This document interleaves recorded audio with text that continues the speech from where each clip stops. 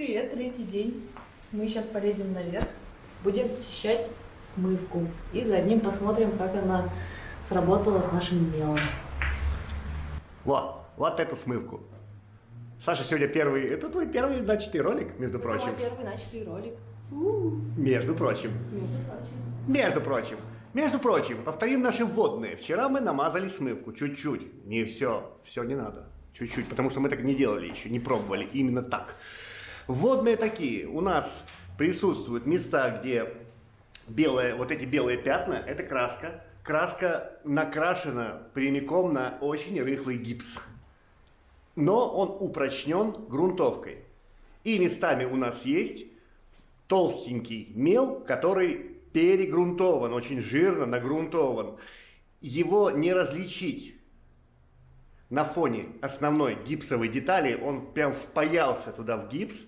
И мы с помощью смывки попробуем сейчас его немного, посмотрим, размочалила ли смывка его, поработала ли она с ним. Поднимемся и посмотрим. Мы, честно-честно, не смотрели. Сейчас подлезу вверх. Во. Эть. Во. Скрываем? Скрывайте. Так, ну что, пробуйте. Проверяем краску. Я ожидал, что краску она возьмет. Краску хорошо, да. Здесь потуже, но это у меня не самый острый инструмент. Не самый беспощадный. Пощадно надо действовать. Мне кажется, короче, она подсохла. Так, что мы делаем, если эта смывка подсохла? Если эта смывка подсохла, мы ее немножечко взбадриваем водичкой, чуть-чуть. И дадим время Не дадим. впитаться, Ты чуть-чуть. не смочил. А я еще смочу. Чуть-чуть. Эта смывка взбадривается водой. Если смывка растворительная после подсыхания, но не полного высыхания, если она взбадривается растворителем, то есть она приходит в какое-то такое состояние пластичное чуть-чуть, то эта смывка водорастворимая, она способна взбодриться от водичкой.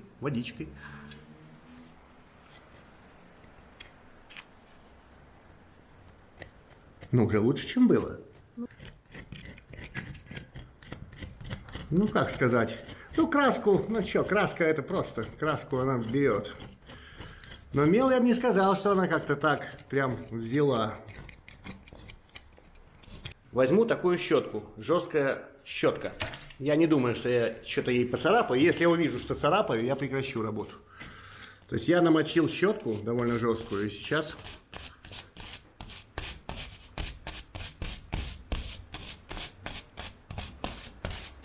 Нет, она невидимо работает, если работает.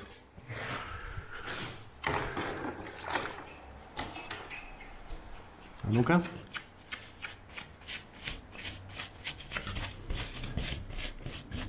Что, ни о чем или о чем?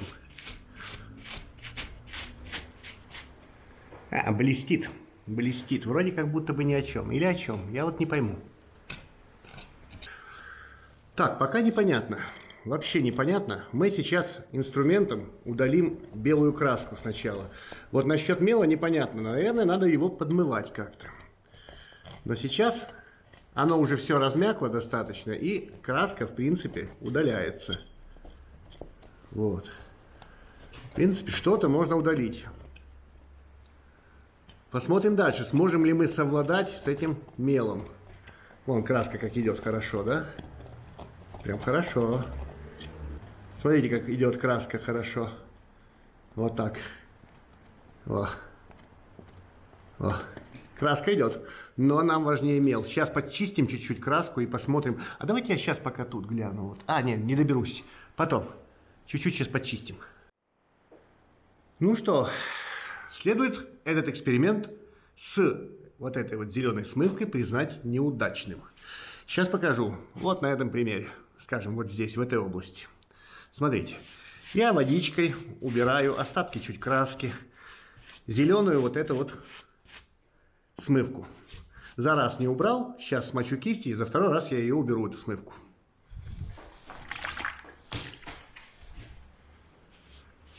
Вот. Чисто. А мел она не берет. Не хотит. Не взяла смывка мел. Но после вот смывки, после того, как, может, из-за того, что смочили, мел стал хорошо виден. Вот это все это мел. Все то, что темное. И естественно, я знаю, что это у меня слово паразит, но естественно, что мел сидит как раз таки в углублениях. То есть здесь есть углубление рельефа. Вот. Где-то там гипс, он там, за ним. Но я не могу его снять. Я не могу снять, не повредив гипс. Я попробовал вот здесь. Не знаю, как вам камера покажет. С другого ракурса надо как-то вот так. Я попробовал здесь подвыдрать оттуда сам мел, и я нацарапал гипс. Я нацарапал, то есть мел прям сидит в гипсе. Надо что-то делать. И мы придумали, что можно сделать. Саша уже пошла, потому что хозяйственный магазин рядом. Логика такая. Мел очень сильно прилип к гипсу. Почему он прилип, почему он такой плотный? Потому что он скован грунтовкой, он связан ею. Мел сейчас это такая масса, которая связана связующим в виде грунтовки. Позволим себе предположить, что эта грунтовка акриловая. Мы погуглили, посмотрели, чем простейшим образом можно удалить акрил. Как можно бороться с акрилом. 646 растворитель, ацетон, толуол. В составе 646 растворителя есть толуол. Соответственно, попробуем, уже не на этом участке, потому что он мокрый, на каком-нибудь другом сухом участке, попробуем поработать чисто растворителем. Попробуем разрушить эту связь грунтовочную, которая связывает мел, и добраться до чистого гипса таким образом. Вымыть грунтовку из мела и смыть все это вместе. То, что понамазывали все зелененькое, это надо чистить. Да, она взяла краску. Конечно, она взяла краску. Я знал, что так будет. Верил в это. Краску она возьмет, но вот акрил смывка не взяла. Ну, собственно, это смывка для краски, а не для акриловой грунтовки, да? Не знаю. Хотя краска, по идее, тоже акриловая. Ну, попробуем растворителем. По идее, растворитель тоже может расслабить краску саму. Вот эту вот. Которая вот так плотно въелась в гипс. Так, Саша уже скребется там. Во, скребется. Принесла растворитель ламбанка. Принесла ацетон. Но я вот решил домыть все-таки, вымыть остатки этой смывки. И вот я смачивал водой, да, мы тут крутили что-то полчасика туда-сюда. И водичка, краску вот эту беленькую, она ее как бы со смывкой чуть-чуть размочалила, как бы, ну, подработала смывочка еще раз с ней. И теперь щеточкой она смывается. Смотрите на это все белое, что происходит. То есть довольно жесткой кистью, ну как, вот такой обрезанный. Прекрасно краска просто вымывается. Вот.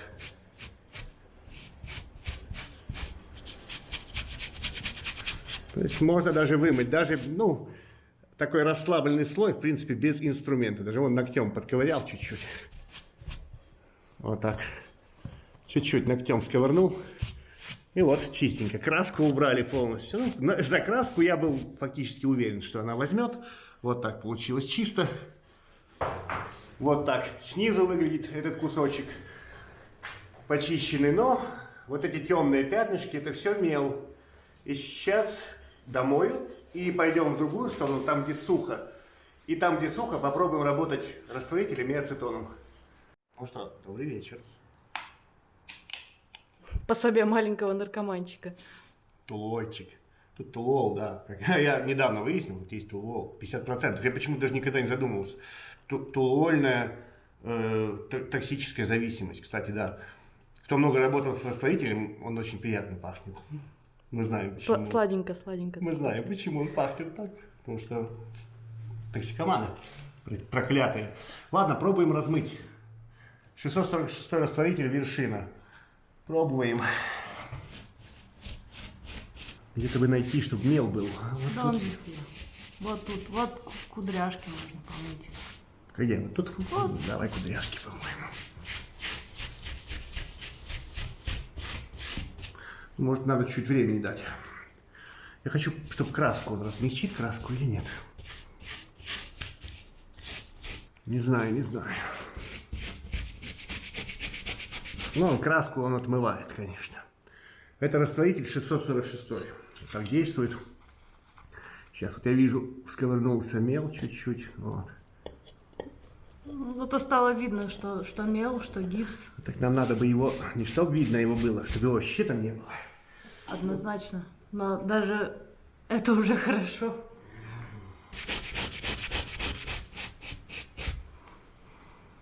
Ну так, чуть-чуть типа берет. Чуть-чуть типа берет, но все равно твердая она. Она остается твердая, вот эта корочка мела. Льется. Приятно. Очень приятно. Приятно холодит руку. Ну, краску, что, краску он берет, ему плевать на краску. На эту именно краску ему наплевать. Мел он пока не берет.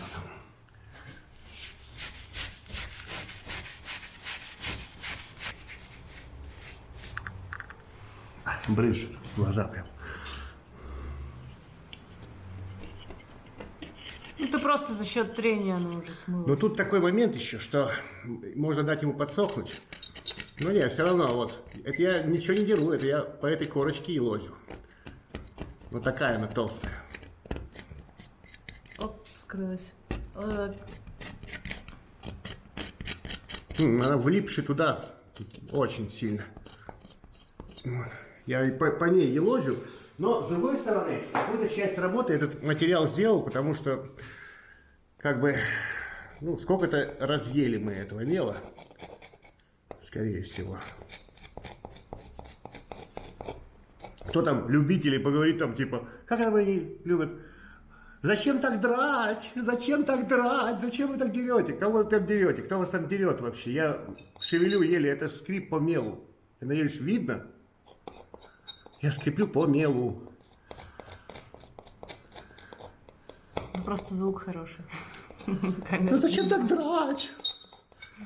Прям такие сразу находятся там ценители там вот таких убитых розеток, там, которые, видимо, там, если чистят, то чистят, я не знаю. Там. Мы первые, кто стараемся не вредить этому материалу, то есть не вредить детали вообще. Не знаю. Ну вот здесь и хватит уже, ее можно будет пошкурить потом. Ну да, тут все. А вот из поднутрений попробуй. Сейчас попробуем другим материалом. Это то. Покажите этот материал и протяни камеру.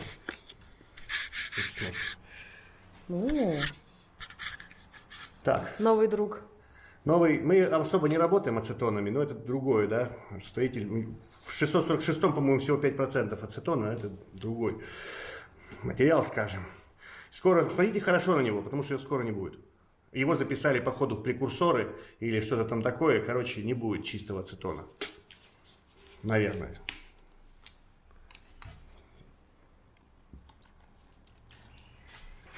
Попробуем в другом месте, вот здесь. Не капает на ногу. Льется прям в тапку. Скоро у тебя тапки не будет раствориться. Фу, гадкий. Не надо его нюхать. Не хочется. А вдруг он такой же, как тот? Нет, ацетон не вызывает зависимости. А нет, чем? Нам не друг. Я не вижу, где-то мел бы есть, тут мел где-то. Есть он везде, под внутрениях. Но, по-моему, этот вымывает, нет?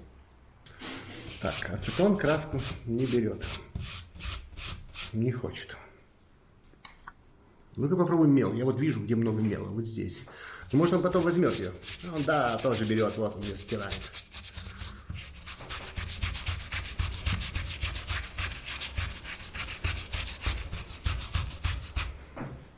Ну, там это инструментом идет в легкую. То есть это, по идее, расслабление. А нет, не идет. Ну, тут Смывает только.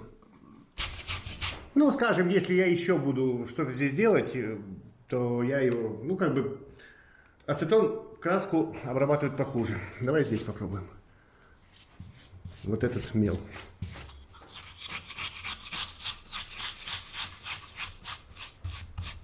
Ну и воняет же он. Да, тут особо приятных запахов не очень-то много.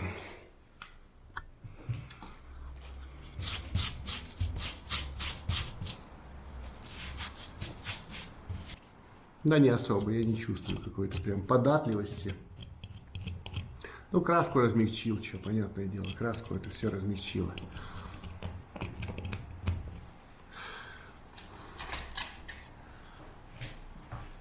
Ну здесь ты здорово подмыл. Там, где просто смывка была. В общем, все это работает, но не так, как бы мне хотелось. То есть, скажем так, грунтовка, видимо, не самая плохая была у этих товарищей. И поэтому получилось вот так. В глаз прям или что? Везде. Не знаю, есть смысл дальше. Я не знаю. Можно дать просохнуть. Так тщательно, наверное, нет. Потому что часть из этого может вполне себе, откуда нам знать, что тут может быть. Но вот мне кажется, что это мел. Мне кажется, что это какая-то замеловочка. Ну да, вот, это мел. То есть здесь есть рисунок, мы его просто не видим. Где-то он в глубине спрятанный.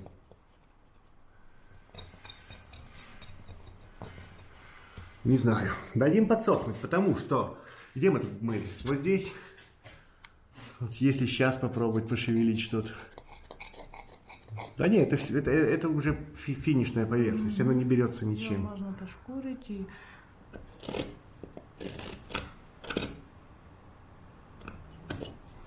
Ничего, однозначного нет у нас ответа. Вопрос, что с этим делать. Вот так до какого-то состояния дочищать. Вот она вот... Не знаю, что видно? Давай я поснимаю, а ты поделаешь. Тут надо вот он. Оп. Оп. Его приходится так выколупывать. Во. Ну, там сидит корочкой. То есть сама розеточка довольно-таки неплохо выглядит, если ее освободить от этой скорлупы. Оп. Короче, где моя зубочистка? Зубочистками делать, да. Ну что, как-то вот так. Как-то вот так оно, и не знаю, как дальше. Что? Ну, что-то будем делать, наверное. Вот корочка, там, где я смывал.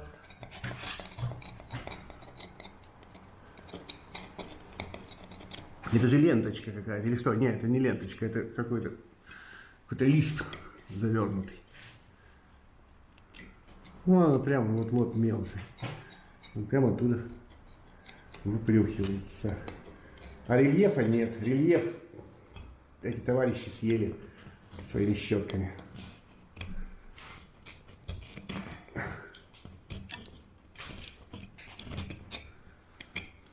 Или есть рельеф?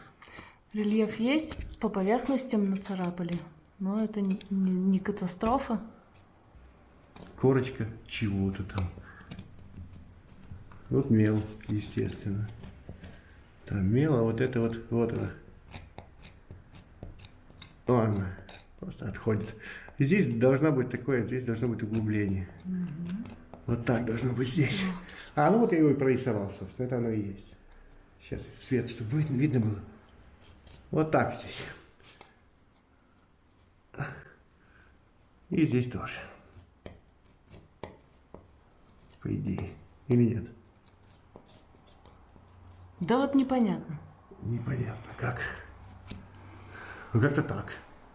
Вот как-то так здесь, по идее, должно быть, да. Ну то есть надо угадывать, и не видно. Реально не видно, где вот гипс, а где вот эта корочка. Либо надо так смотреть прям, уже очень высматривать. Нет, тут еще что-то есть. Еще что-то типа так вот и вот так вот. Здесь надо самим прорезать какой-то рельеф, как он был здесь изначально. Должен был быть. По идее. Придавая этому какой-то объем. Какой-то объем придавая. Само оно себя не сделает. Так что надо что-то делать с этим. Ну вот я поигрался с одним из завитков вот этого вот меандра, скажем так. Вот он так где-то должен выглядеть. Вот. То есть вот это вот его должен быть какой-то такой внешний вид. Прорезанный, когда он виден. Но вот это вот все такое, это надо чистить. Надо хорошо чистить. А с этой стороны вообще весело. С этой стороны все желтое, все забитое и размытое еще корщеткой. Вот так. То есть, ну что, понятно, Саша встанет сюда и будет тут дневать и ночевать вот на этой розетке, ну, более мелким инструментом, это довольно крупный, надо более мелкий инструмент, и прорезать, расчищать каждый миллиметр, чтобы сделать это на что-то похожим. Казалось бы, вот это вот что-то на самом деле, там существует как бы рельеф. Надо чистить, надо вычищать, а оно не хочет. Ну, значит, надо больше времени потратить на это. Так, там под прошлым роликом наш подписчик, товарищ нашего канала Дмитрий Юркин, говорил, что вот блестит потолок, и что можно смело там не корщетку брать, а сразу брать вот эту чашку на болгарку. А он действительно блестит, потому что на потолке там грунтовка. Нет, чашку, ну не скребись-ка. Чашку, естественно, брать никакую нельзя, потому что мы нарушим, ну, разорвем этот потолок вообще сразу в хлам. Поэтому мы смачиваем и ножом вручную обдираем вот что осталось после первого прохода. Вот, скажем, вот здесь. Один раз только прошли, вот убрали краску, убрали вот эту вот там эту шпаклевка, штукатурку, снесли ее, да? И вторым проходом смачиваем и уже более чисто обрабатываем. Все вручную, сдираем вот это наслоение, сдираем его вручную. А потом, когда высохнет вот это вот, все вот обработанное, после этого уже пойдем корщеточкой аккуратно подчищать, смотреть, чтобы ничего не осталось. Нам нужен голый потолок, песочек крепкий, голая штукатурка. Чтобы был песочек, и чтобы это все было крепко, и чтобы известь, и вот чтобы мы прям к нему в следующий раз уже что-нибудь там приматывали. Ты скребешься постоянно. И вот видно, вот угол, подождите, не скребитесь-ка. Не орите. Вот угол, вот это один раз только было почищено. Здесь Саша уже 2 раза прошла, то есть раз первый сняла вот эту вот краску, шпаклевку, штукатурку, и второй раз тоже вручную прочистила. Нагруженный ролик, да, получается. Ну, я жду, пока высохнет, что-то ковыряю тут туда-сюда. И вот хороший ракурс, я хотел показать вот реальную кривизну старого шаблона, как это делалось. То есть это делалось под, собственно, побелку, и поэтому вот эта вот неровность, она скрывалась потом толстым слоем побелки. Я специально взял карандаш и проведу сейчас вот так. Видите, какой шаблон был у них. Ага. Во-во, вот так. Поэтому нам надо будет выровнять это шпаклевкой, подровнять. Поскольку нынешние материалы, они, как бы это не побелка, она не такая толстая краска, которая будет. И она, естественно, проявит все вот эти вот штучки. Все вот эти бороздочки. Вот.